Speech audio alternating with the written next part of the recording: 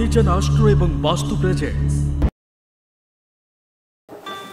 ओम गुरुब्रह्मा गुरुविष्णु गुरुदेव महेश्वर गुरु साक्षात परब्रह्म तस्मै श्री गुरुवे नमः। जय जगन्नाथ। नमस्कार प्रिय दर्शक बंधु, मु ज्योतिर्विद डॉक्टर सुशांत कुमार महापात्र। कालपुरुषर अष्टम राशि विचार राशि व्यक्ति विशेष मानक किछि मामला रे शुभ आउ किछि मामला रे अशुभ फल आपण पाइबे। प्रायतः विचार राशि व्यक्ति विशेष माने एई मासटी शुभ अशुभ मिश्र फल पाइबे।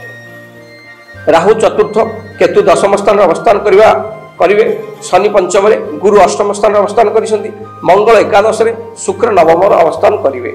कार्य क्षेत्र रे आपण निजर दक्षता बल रे आपण प्रशंसित हेबे। मासर मध्य भाग रे किछि समस्या देखा दबो, एहा प्रति सावधान जरूरी।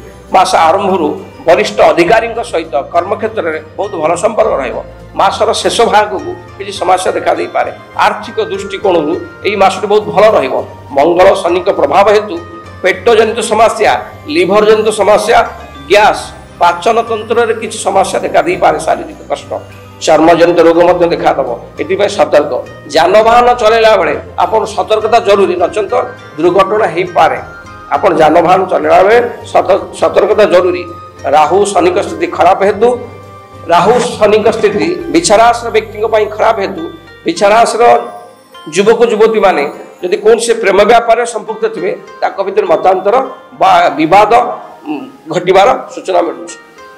मतभेद देखा दो। पारिवारिक स्थिति विचाराश व्यक्ति विशेष मान मध्यम जन रथापि आप आहरी शुभफल पाइबा प्रतिकार स्वरूप सोमवार दिन शिव पूजन करते। सेप्टेम्बर मास जो सोमवार पड़ो प्रत्येक सोमवार शिव ठाकुर दर्शन करूँ, शिव को पूजा करूँ। शनिवार मंगलवार हनुमान चालीसा पाठ करूँ, हनुमान को दर्शन करूँ। जहाँ भी रिस्ट्रिक्शन खंडन हम शुभफल निश्चय पाए। प्रिय दर्शक बंधु, ये साम विजन आस्ट्रो एंड वास्तु मासिक राशिफल।